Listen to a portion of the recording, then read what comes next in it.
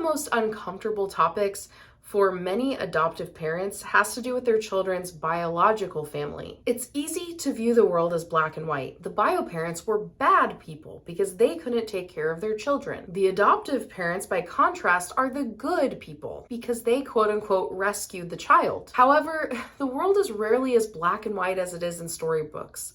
There's not usually that villain versus hero in real life. We're all people, broken, flawed, real. So today I want to talk about that uncomfortable subject of biological parents and learn some ways that we can show our children and them respect.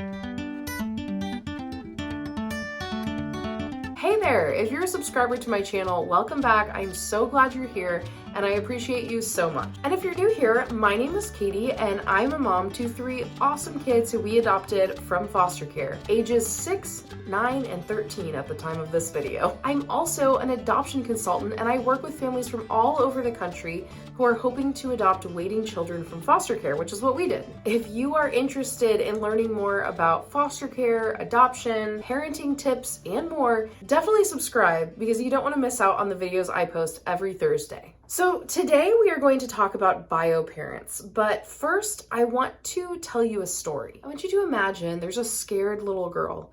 Her mom has died recently, and now she's stuck with her mom's abusive boyfriend. Really bad stuff is going on in her home, and it takes a while, but eventually a teacher at school notices what's happening and alerts CPS. Now the little girl is being moved into a foster home. At first she's scared, obviously, about what's happening, but then she's hopeful. Now she can finally be in a safer home environment. Unfortunately, it turns out that her foster family is also abusive, and it's not a safe place to be either. She's not fed adequately, she's locked in her bedroom, and worse. Eventually, that family kicks her out and she moves to another foster home that is somehow even worse than the previous one. The system that she thought would keep her safe has actually put her in even more danger than she was in before. When she hits her teenage years, she knows she has to get out, and so she runs away. So this story, unfortunately, is a reality for many children in foster care. Not all foster homes are safe and not all foster parents are good. For some of you, hearing this story would make you want to go help this girl. You want to bring her home to live with you. You see her as this innocent victim of a terrible situation that she has been placed in. And you probably wish that you could give her the life she deserves. Well, that would be wonderful. That's not the end of her story, so let's continue. After running away from foster care, she lives on the streets. It doesn't take long for someone to introduce her to drugs. And to be honest, it feels good for her to numb the pain that she has been feeling from her life of abuse. Soon, she ends up pregnant. She's able to clean up for her pregnancy and has her child with her for the first couple years of her life. However, when her boyfriend dies and she's left alone, she falls back into old addictions and eventually is not able to care for her child in a safe way. And so guess who comes? CPS shows up, takes her child to live in a foster home. And this is the world that she tried so desperately to escape from as a kid, and now her child is going off into the unknown of this world of foster care as well. And while this mom has had issues with drugs and alcohol and all of these other problems, she still loves her daughter and she wishes that she could be the mom she needs to be for her. So in the first half of the story, you probably felt really bad for this girl I'm talking about. However, in the second half of the story, we watched her go from what we may view as the innocent girl in a bad situation to becoming like the bio parents that we hear about in foster care situations. This innocent child who was not cared for properly grew up and ended up not being able to care for her child properly. And thus is the cycle that often happens in foster care. I tell this story because while it is fictional, it is very similar to the story of a friend of mine. I met her several years ago now when she was in recovery from drug addiction, and her story absolutely broke my heart. And I met her before we ended up adopting, and my friendship with her completely shaped the ways that I view bio parents and how I approach relationships with them. Yes, some bio parents have done truly horrible things to their children. I understand that, and I completely understand why contact with them in these situations would be unsafe and not a good idea. However, I think there are many situations where at the very least, bio parents deserve to at least know how their kids are doing and hear something about them. For my friend going through this, all she wanted was to know that her kids were safe. And she wanted them to know that she loved them and that she truly regretted what she had put them through, and that she was so sorry for the poor choices she had made. And honestly, she was so terrified that they were going to find themselves in an abusive foster or adoptive home, just as she had when she was younger, which I can't really blame her for. And I'm so thankful that God put this friend in my life because, like I said, it completely transformed and molded the way that I approach relationships with my children's bio parents. So here are a few things that I've learned from this relationship with this friend. Number one is that many of these parents also grew up as children in really unsafe and unstable environments, and possibly were in foster care themselves. And because of this, they never had a safe parenting model to them. They never got to see what that looked like. And now they're struggling to do it themselves. The second thing that it taught me is that many of these parents truly do love these kids in their own way. Now, to me, the love of a parent, if a parent is healthy and safe and stable, that parent is able to do all the things like cook dinner for them, provide for them, help them with homework. There's a lot involved in the role of a parent, but I think that love can take on different forms. And when these parents are incapable of loving their kids in the way that they fully need, they can still offer love in other ways. I think so many of these bio parents do love their kids and hope for the best for them and want them to be doing well in life. Another thing to remember is that a lot of these parents, because of some of their upbringings and many of these situations, did not come from a situation of privilege. They may have come from very poor environments, very poor homes. Education may not have been valued. They may not have gotten the right education that they needed to be successful. So they're entering into parenthood at a completely different financial level than pretty much any adoptive parent I know. And so the pressure involved in providing for kids and doing all those things for them when you're also holding down multiple jobs or you are in these unhealthy environments, obviously it's really difficult. And so we need to have some compassion. We need to have some compassion for who these people are. And sometimes I think for adoptive parents, what it takes is imagining them as a child in a similar situation, because many times that is true. That is the type of situation that they were in. Not always, but sometimes. So because of everything that I learned about this friend's story and just hearing this story echoed in so many biological parents' lives, there are a few things that my husband and I have done in our home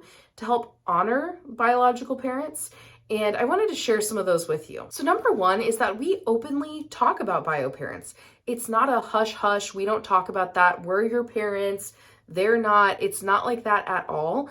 We're very much allowing our kids, and we make it very clear to them that we're totally fine if they want to share a memory with their bio parent, or if they want to tell us they miss them or talk about it, because to me that's so important that they have the ability to talk about those things with us, because I never want it to feel like an us versus them situation. Our kids know we're not threatened by the idea of them also loving their biological parents. I mean, it is kind of silly to feel threatened by a parent who was not able to properly care for their children and is no longer able to be with them.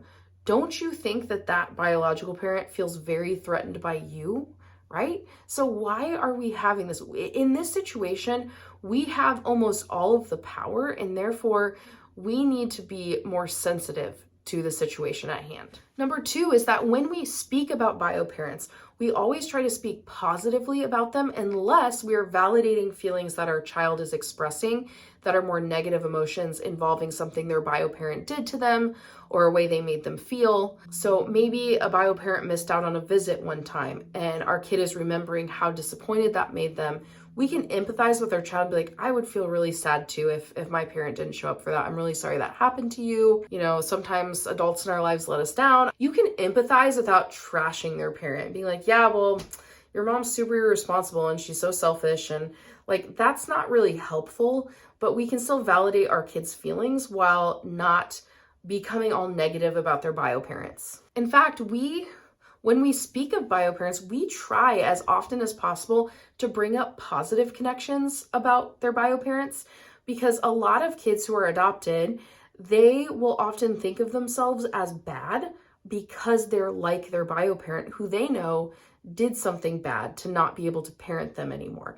And so it's really important that they don't say, well, I must be just like my mom or just like my dad because I am biologically connected to them. And people always say the apple doesn't fall far from the tree and things like that. So one thing that we do is we try to point out when we see something about their bio parent or something we know, like, oh, your mom has the best laugh and you have that same laugh too. And I always notice that. Or like, I can tell that your mom really cared about you when she did this. That's probably where you get that really caring part of you. And just being able to point out those connections to them can be a really great way for them to see that their bio parent isn't all bad. There are good and bad parts of everyone, including us. Let's be real. There are plenty of parts of me that I don't like, that I could work on, that I need help with. So let's not pretend that we are perfect and their bio parent is terrible, because that's just not how the world really works. And you know what they say, if you don't have anything nice to say, don't say anything at all. But maybe just make sure your kid knows that they can talk about it if they want to. Another way that we honor birth parents in our home is that I do maintain contact pretty regularly with my older 2 kids' birth mom. I have some contact with my youngest, but it's a little bit of a different situation. With one of my kids' bio moms, we have regular contact, which is what I would love to have with all of them, with both bio moms. We're working on it, but with one of my kids' bio moms, we have regular contact through email. So her and I email pretty regularly, and I'll send her pictures and I'll send her little updates and say, hey, like the kids are doing really well. Here's what they did this week, or like, here's some pictures of them at a school dance or something like that, just so that they can get a feel of still being in their lives. And oftentimes she'll email me and ask me, how are they doing? I miss them. Can you tell them I love them? And I'll say, yeah, I'll tell them. So that pathway of communication has always been open, yet with boundaries. Like, she does not have my cell phone number. We don't talk on the phone. There are some boundaries we have drawn that eventually maybe we won't need that strong of a boundary. But for now, it's worked really well. She seems happy with it. We're happy with it. Our kids are really happy with it. So it's working. The fourth way that we honor the birth parents is our kids do have a Zoom call with their mom. They do it once a month at least. Sometimes even like biological siblings or maybe some cousins might pop on. We do supervise the calls from an adjacent room, but really mostly they're just making goofy faces at each other and they're talking about what they did at school or things like that, just really simple things. At least at this age that our kids are at, it's nothing really that deep, but when they get off the call, they're really happy and they feel that there's still love from their parent in that way. And I'll be honest, I had a lot of people, not social workers, but I had a lot of just random people in my life tell me not to do that and that it would be bad to maintain contact because it'd be confusing. But our kids' situation, they were not in danger at all talking with their mom. Their mom is pretty harmless. It's just the situation that they're in is a little bit different. And so we have tried to maintain that contact. And I mean, we've been maintaining contact for 3 years. And it's always been pretty good. And if there was a situation where someone was on the call and they said something that we just were like, hey, that's not okay, we talked to her and it was never a problem again. So just keeping that pathway of communication open has been really good. And lastly, we always give our kids the option of honoring their parent for special occasions, like whether it's Mother's Day, a birthday, Father's Day. If they want to, I always say, hey, did you want to make a card for your mom for Mother's Day? And you know what? Usually they say no, but I'm at least offering that to them and saying like, hey, I'm okay if you want to make them a card. Just say, hey, I know Mother's Day is coming up. Do you want to make them something? Or did you want to make your mom like a Christmas picture or anything like that, so that they know I'm okay with it. And I think that's worked really well. My kids have had really good conversations with me. They've been very open about how they felt about bio parent stuff. And to me, that was like so great that they felt comfortable telling me those things. And I think it improved the trust between us a lot. And honestly, I can't really complain about how things have gone maintaining that communication. Now, obviously, if you can't maintain communication, there are other ways that I mentioned that you can still honor the bio parent. And even if it's not safe for the kid to maintain communication, if there's any way that you can give a yearly update, maybe through the agency that they send to them, just to let them know that their kid's okay, I think is such a service that we can do to these bio parents, because without them, we would not have our kids. Without them giving birth, we would not have our children in our lives. And so those birth parents do play a special role in our story as a family and in our kids' story. And so just finding ways to honor them, remembering they're human, remembering that they very likely went through really difficult situations growing up as well, and just to view them with that empathy and that compassion. I know this was a big topic today, but if there are any additional questions that you have about bio parents or just about adoption in general, adopting from foster care in general, any of those things, I would love for you to write those questions in the comments of today's video, because by the time this posts, we're a couple weeks out from me doing a Q&A video. And even if that Q&A video is passed, I still look at comments all the time. So if you have an adoption question, put it in here and it can make it into my next Q&A video, where I will try to feature your question and answer it so that you get the information you need. And as always, you can check out my website, adoptinformed.com, if you would like to work with me as you're getting started on your adoption process, or as you've just recently brought your child home and you're kind of struggling. That's what I'm here for. I would love to work with you. Anyway, thank you so much for watching all the way to the end of this video. You're the best. I hope you're having an awesome day, and I will see you next week.